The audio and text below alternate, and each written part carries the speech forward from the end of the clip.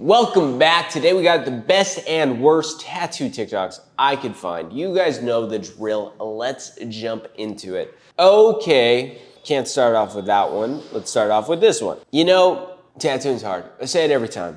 I say it all the time. I say it once, I say it twice. Tattooing's very difficult, okay? But tattooing becomes more difficult when you have no game plan into how you're gonna do a tattoo. And this is what I see a lot of young tattooers doing. And I know you're looking at this crap tattoo and you're like, bruh, game plan?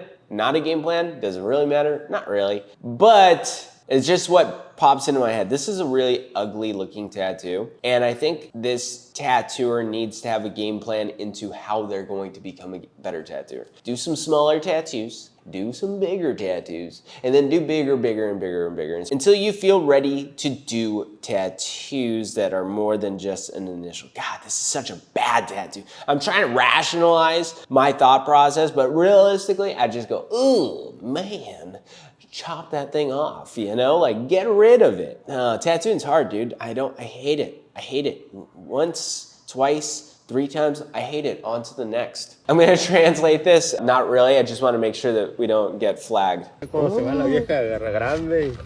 Hombre, tiene todo el Kama Sutra aquí, compa. Sí, aquí, grande, mira. Por si se le llega a olvidar, ya sabe cómo hacerle. No, pues quita la hawaiana. A ver, mira nomás. De ladito, ya perro el 69. ¿Y este cuál es? Cuando se va grande ella, no, pues ya se va grande ahí, se deja caer la greña. Sí, And apparently, nothing bad was said, so we're good to go. Man, oh man, dude. The Kama Sutra on your leg in the worst kind of way. Dude, it's funny to me what a dude will do to never get laid again. Like, that is the #1 way to never get a female's attention, by having that garbage on your leg, dude. But yeah, dude. You know, there's been some times where I've been in tattoo shops where I knew people who did like really gnarly tattoos. And if they were never on a woman, I was like, bro, why are you doing that? Like, I knew a girl who got like some gnarly stuff tattooed on her, and I was like, well, that just seems kind of like up her alley anyways. But like a guy getting it, you ain't ever having a normal relationship with that garbage on your leg. Any normal chick would be like, black out that entire leg, dude, okay? I've known dudes who had to cover up naked pinup girls with like clothing, and I was always like, wow, what a loser, dude. You can't have a little titty on your leg? Really? Come on, dude. But then this, I'm like, yeah, dude, any normal chick would be like, you're blacking out that whole leg, dude, or chopping it off, whatever. I don't care. Get rid of it. You're not coming home to see my family and having that garbage on your leg. That is crazy, fool. Good for him. Living his best life. Yeah, next. God. Okay. Tattooing's hard, dude. Tattooing's hard. Now, there's a lot in this tattoo that is real bad, but the only thing I really want to bring up is how hard tattooing purple is, dude. Purple is a hard color to put in the skin. Case in point, right here. Not that there was any like, you know, this is just a bad tattoo all around. I'm not sure. I know it's a snake, technically, okay? First off, I know that purple is everything about this tattoo. Just give up. But here's a few things I want to bring up. Okay, 1, when you are picking color palettes, like you're gonna do a tattoo, you're like, okay, cool. Keep in mind, sometimes people think of certain colors when they're together, right? White, red, and green can sometimes look like Christmas colors, right? This, to me, when I see this, I go, oh, it's a Laker snake. You know, like maybe it's the black mamba type snake, just because of the yellow and the purple. Something to keep in mind, I mean, dude, this tattoo's garbage, right? Like, there's not much else to it. If you're going to learn something from this, if you're a young tatter out there and you're gonna learn something, you know, don't do tattoos. Maybe that's my takeaway. Yeah, I think so. Next. This is some good tattooing. Jeff Davis tattoo. He's doing one of my favorite designs. This is a Dan Higgs snake and eye. I think he throws a flame around the snake. It's super cool. Really interesting. Did it free balling, dude. Not a stencil, didn't draw anything on. He just went for it. He just made a sick tattoo out of it all. Absolutely crazy to tattoo like this. In case you're ever wondering at home, like, oh, Kirk, would you ever do this? Fuck no, dude. I don't know that I'll ever be talented enough to just whip out a tattoo like this. I know parts of it are kind of drawn on, but for the most part, it's just tattooed straight onto the skin. A wild approach to tattooing. Jeff Davis, we've seen him do it a bunch, and the fact that he just did a Dan Higgs snake with wings on a full back with no real pattern, absolutely insane. Jeff Davis is crazy, dude. The balls on this fucking guy, okay? The huevitos, okay? Muy grande, güey. Okay, you understand me? Massive balls. You know who doesn't have those kind of balls? This guy, dude. Tiny little, scribbly little balls. Not doing that. Good for him. Let's watch it one more time. Let's just kind of skip. Oh, that's cool, that's cool, that's cool. Let's skip to the end. Bitchin'. Wild man, Jeff Davis tattoo. Huevitos, dude. Bolas. Bolas muy grande. Okay, this is actually the subject I am most interested in today. Let's get into it. So here are 5 tips I wish I would have knew before tattooing black and gray on darker skin tones. Tip number 1, the darker the skin, the fewer the tones you should use. Lighter brown skin, lighter than a brown paper bag that is, you could use up to 5 shades for smooth gradients. For darker skin, you want to stick to 3 to 4 shades max. Tip number 2, light tones take time to settle. On lighter brown skin, light grays show up right away. You can work a little bit faster. On darker skin tones, light tones take a little bit longer to settle. So you want to be patient and allow it to settle in before you go back over it. Tip number 3, the darker the skin, the more contrast you need. Avoid oversaturating. Let the open skin create your natural highlights that you need. Lighter brown skin, you could blend more and close those gaps. But for darker skin, bold contrast will last longer. Tip number 4, outline thickness matters. Lighter skin equals thinner, softer outlines. Darker skin equals thicker, bolder outlines. This ensures the design doesn't blur out over time. Tip number 5, look at the heal tattoos that your client already has. Study them. How did the ink heals? What shades lasted? Do they take care of their tattoos? This tells you what works on their skin, so you don't have to guess. Tattooing dark skin isn't about limitations. It's about adaptation. Man, oh man, this made me so fucking excited to hear.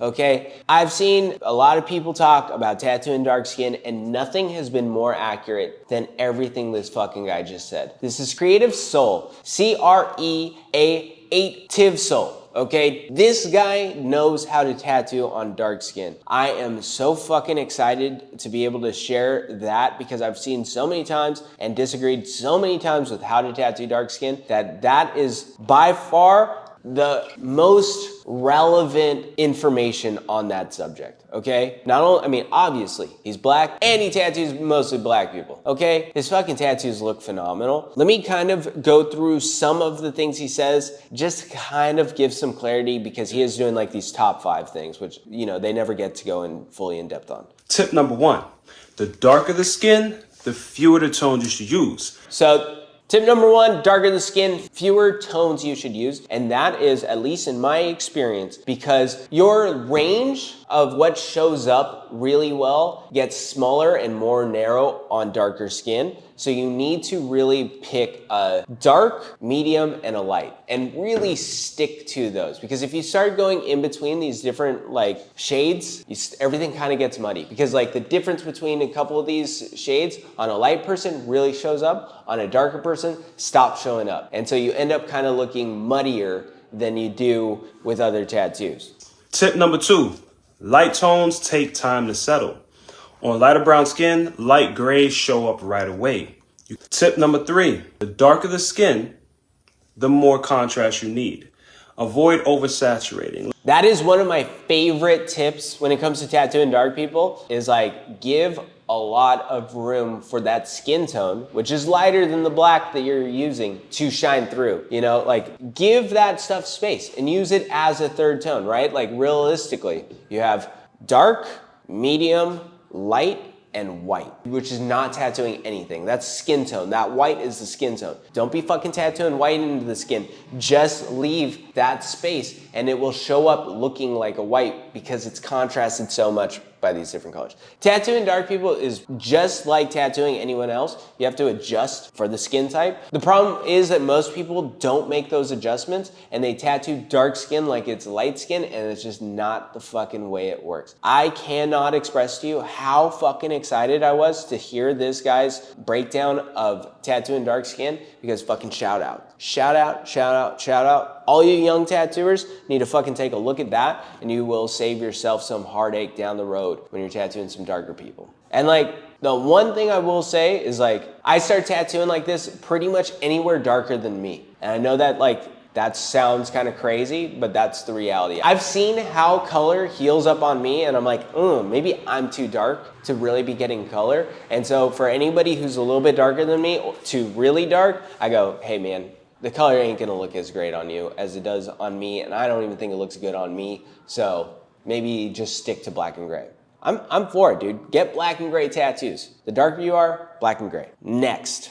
Yo, what the fuck is the filter? So it was like COVID. That was when stick and pokes were like the shit, and everybody was recommending just tattooing yourself. I have a personality disorder. Personally, I feel like I cannot be making decisions like that pertaining to modifications on my body. Like, obviously don't be fucking weird and generalize that to everyone or yourself. But I know myself, I can't be doing things like that because I'm impulsive anyways. I decided to make this Kirby, and also the size was so wrong. I didn't know you could make a small tattoo. But I did 2 passes because I watched a couple of YouTube videos and they're like, yeah, 2 or 3 passes and the stick and poke should be fine. As you can see, it started to get really bubbly. What the shit? And I was like, okay, it'll go away after sleeping, putting lotion.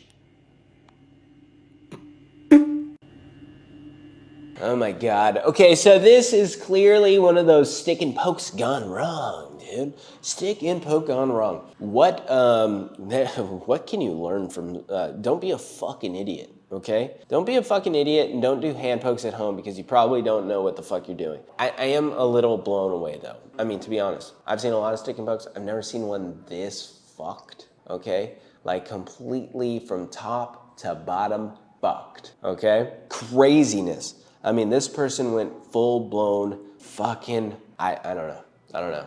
It's rough. It's a bad looking tattoo. I don't know why people are in a rush to get an infected tattoo. You know, infected tattoos actually genuinely hurt super fucking bad, and I'm always blown away by what people will do to get one.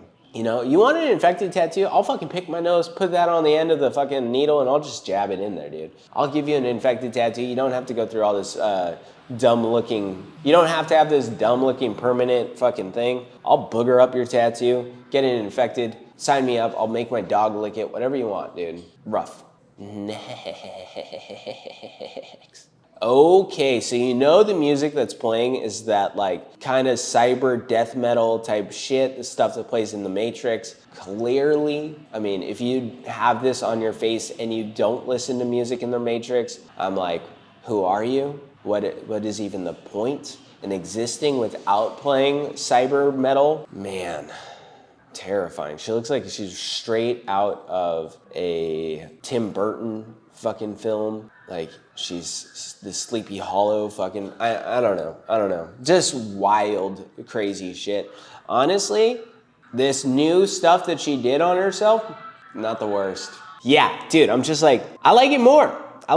It's weird. It's fucking dumb looking. I don't like it at all. I don't want anyone, you know, I don't, if I woke up looking like this, I'd be sad boy Kirk. You guys would be like, oh shit, Kirk's taking a wild turn in life. Fuck me. Okay, that's it. There's a face with some wild ass tattoo blast over shit. Okay, fuck, next. Ooh, this was another topic I was really actually genuinely excited about. How much are tattoos in Korea? I pay 50 or 70 per hour. Most people don't charge per hour, but I would say a general rule that it's around $100 an hour. Per hour is around 200 to 300 reais. You'll be around $30 to $50. Oh wow, that's crazy. That's pretty cheap.